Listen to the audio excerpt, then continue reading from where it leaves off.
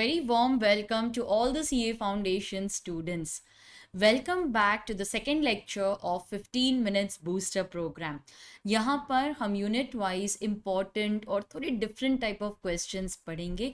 I will teach you how to frame the answers in the exam, because बहुत बार ऐसे होता है स्टूडेंट्स बोलते हैं मैम मुझे हमें थ्योरी समझ में आई है, कॉन्सेप्ट समझ में आया है, लेकिन एग्जाम में लिखें कैसे वो नहीं आता. ये अगर आपकी प्रॉब्लम है तो इन वीडियोस के बाद आपको इतना कॉन्फिडेंस तो आ जाएगा कि आप कोई भी क्वेश्चन हो अपना खुद का आंसर अच्छे लीगल लैंग्वेज में एक्सप्लेन और फ्रेम कर पाओगे. If you are watching my videos for the first time, I am CA Preeti Agrawal and I make videos specially for you. Do subscribe to my channel theory masters learning and hit the bell icon ताकि आप भी सीख जाओ कि law में खुद के answers कैसे बनाएं.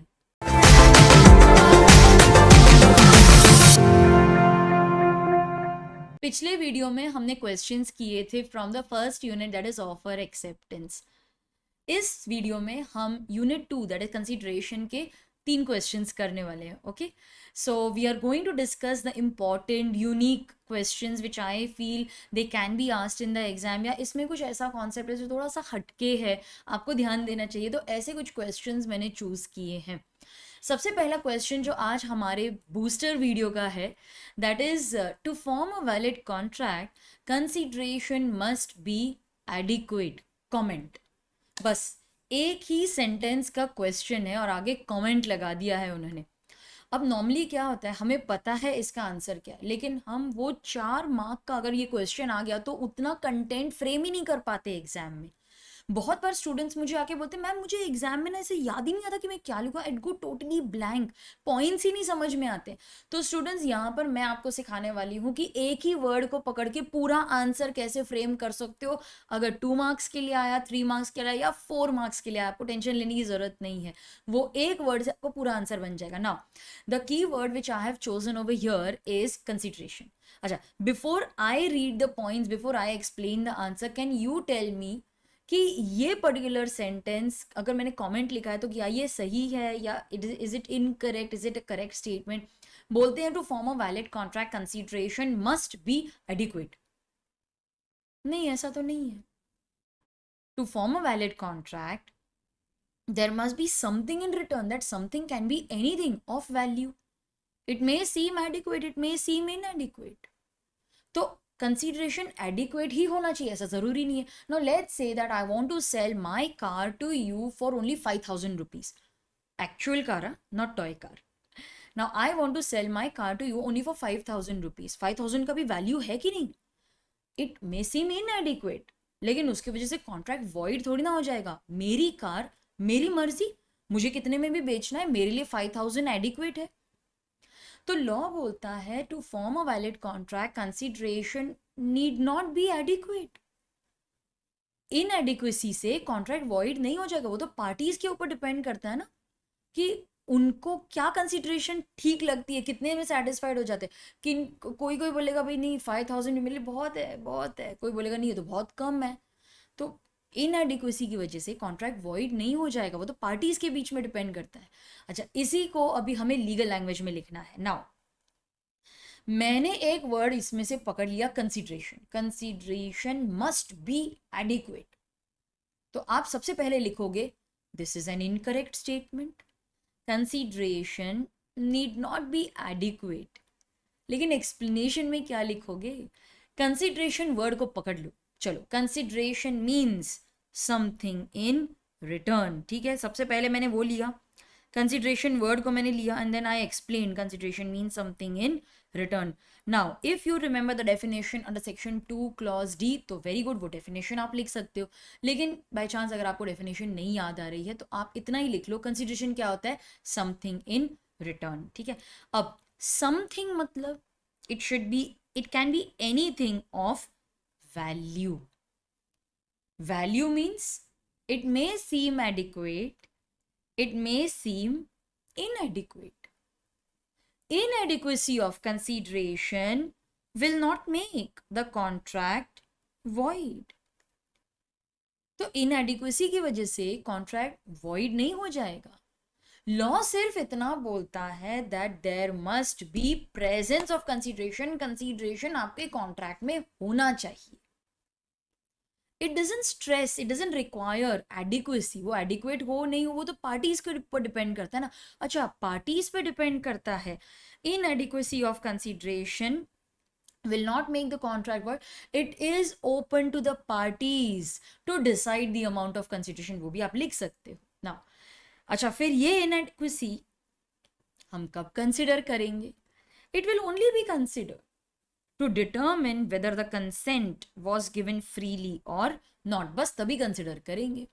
पूरा आंसर आपका फ्रेम हो गया. मैंने पिछले सेंटेंस के वर्ड्स लिए. देखो, consideration, something in return, something, anything of value. Value may seem adequate, may seem inadequate. Inadequacy will not make the contract void. Law only requires presence of consideration. It need not be adequate. लेकिन ये कब consider किया जाएगा? कभी ना कभी तो use किया जाएगा ना. Only to show whether the consent was free और नॉट. पूरा आंसर हो गया. ये आप अपने ओन वर्ड्स में क्यों लिखें? जब हमें लीगल वर्ड्स आते हैं, लीगल सेंटेंसेस ही हमने लिख दिए. अच्छा, लास्ट वाला मैं आपको एक्सप्लेन करना चाहती हूँ that inadequacy of consideration will be consider only to show whether the consent was given freely और नॉट. अभी देखो, X sells his flat to Y for ₹5 lakhs. The actual worth of flat is ₹5 crores. 5 crore का flat आपने सिर्फ 5 lakhs में बेच दिया. देखो, अगर वो अपनी मर्जी से बेचता है, अगर यहाँ पर फ्री कंसेंट है तो भाई उसका फ्लैट, उसकी मर्जी. 5 लाख रुपीस का भी वैल्यू है कि नहीं? तो लॉ बोलता है मेरे लिए तो ये वैलिड है. इनएडिक्वेसी के वजह से कॉन्ट्रैक्ट वॉइड नहीं हो जाता. पार्टीज डिसाइड करेंगी उनको कितना चाहिए. लेकिन कोई अपना फ्लैट सेल करेगा क्या 5 lakhs में? अगर आपका कंसेंट फ्री नहीं है, अरे कंसेंट फ्री नहीं है तो कॉन्ट्रैक्ट वॉइडेबल हो जाएगा. याद है कि नहीं? Contract is voidable. मान लो कोअर्जन यूज हुआ था आप पर, तो आप चले जाओगे कोर्ट में, ये प्रूव कर दोगे कि जज मुझे कॉन्ट्रैक्ट कैंसिल करना है. जज बोलते हैं क्यों? मुझ पे कोअर्जन यूज हुआ था. जज बोलते हैं प्रूव करके दिखाओ. Will I sell my flat worth ₹5 lakhs just for 5 crores? I was forced to do so. That time, inadequacy of consideration will be considered as a piece of evidence to show that the consent was not free consent. बस तभी use होगा ये दिखाने के लिए कि भाई देखो, क्या मैं अपना फ्लैट 5 crores का सिर्फ 5 lakhs में बेच दूंगी? I was force to do so. Only then this inadequacy will be considered as a piece of evidence to show that the consent was not free consent. बस तभी यूज होगा, बाकी circumstances में नहीं होगा. तो स्टूडेंट्स, एक काम कर सकते हो आप, वीडियो पॉज करके ये आपके नोट्स में लिख सकते हो, नोटबुक में लिख सकते हो.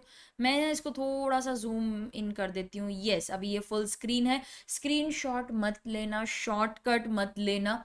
बहुत बार स्टूडेंट्स बोलते हैं मैम दे दो ना हमको इसका एक PDF बना के दे दो. नहीं, ये लॉ पढ़ने का सही तरीका नहीं है. चलो पॉज करो, लिख लो. डन. ओके, हम नेक्स्ट क्वेश्चन की तरफ बढ़ते हैं. नेक्स्ट जो मैंने कॉन्सेप्ट चूज किया है आज के लिए, that is section 25, validity of agreements without consideration का सबसे पहला subsection, agreements made on account of natural love and affection. Mostly important for practical questions, लेकिन अगर लॉन्ग आंसर आएगा सेक्शन 25 पे, so then this will be one of the provisions. अच्छा, if the contract is based on natural love and affection, then it is valid even if there is consideration for just one party. सिर्फ एक ही party को consideration होगी ना तो भी चलेगा. ये exception है. validity of agreements even without consideration, ये एक exception है. लेकिन यहाँ पर कॉन्ट्रैक्ट तभी वैलिड होगा जब 4 कंडीशन सेटिस्फाई हो जाएंगी. what are those conditions? Contract must be in writing. जैसे देखो, husband promise to give 25,000 rupees to wife as pocket money. अब वाइफ के लिए तो कंसिडरेशन है 25,000 रुपीज, लेकिन हस्बैंड को तो कुछ भी नहीं मिलता ना. अब आप बोलोगे मैम ये तो डोमेस्टिक एग्रीमेंट है, ये तो वैसे भी एनफोर्सिएबल नहीं है.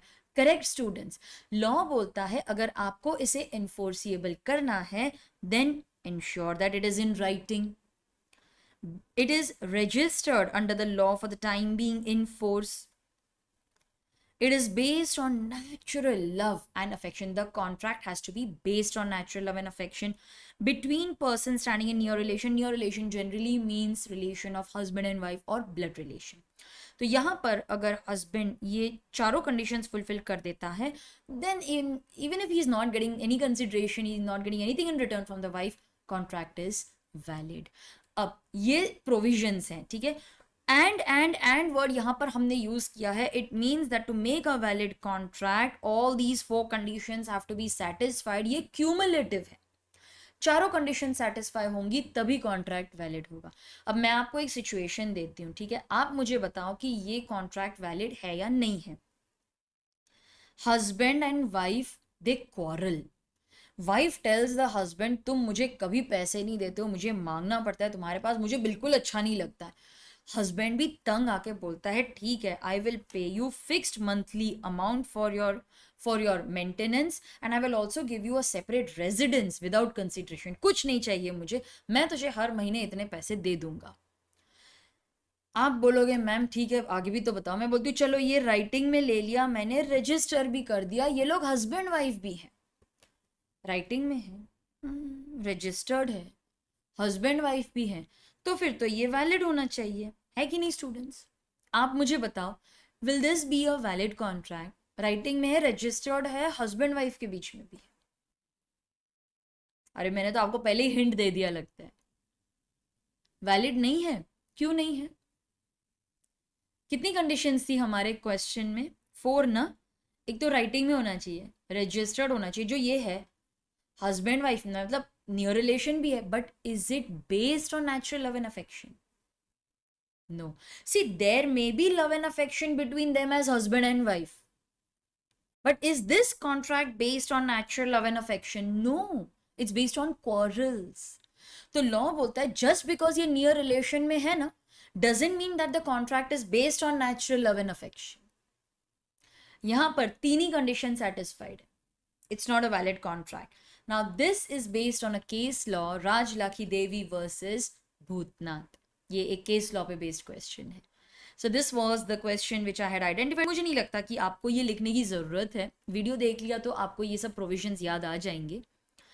थर्ड क्वेश्चन जो मैंने आइडेंटिफाई किया, the concept which I have identified in not a question but a concept is what is the difference between stranger to contract and stranger to consideration.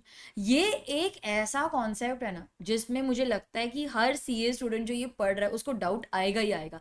तो स्टूडेंट्स यहाँ पर मैं नहीं डिस्कस करी क्योंकि मैंने इसका एक डिटेल्ड वीडियो किया था जिसका लिंक मैं छोड़ के जा रही हूँ. आई बटन को क्लिक कर लो and you will be redirected to that video. ठीक है, तो ये थर्ड कॉन्सेप्ट है जो मैंने आइडेंटिफाई किया था. यहाँ पर मैंने चिन्नया वर्सेस रमैया वाला केस भी डिस्कस किया, तो जाके जरूर देखना. एंड 15 मिनट के हमारे बूस्टर क्वेश्चंस हो गए हैं. लास्ट लेक्चर में हमने ऑफर एक्सेप्टेंस पढ़ा था, यहाँ पर हमने कंसिडरेशन किया.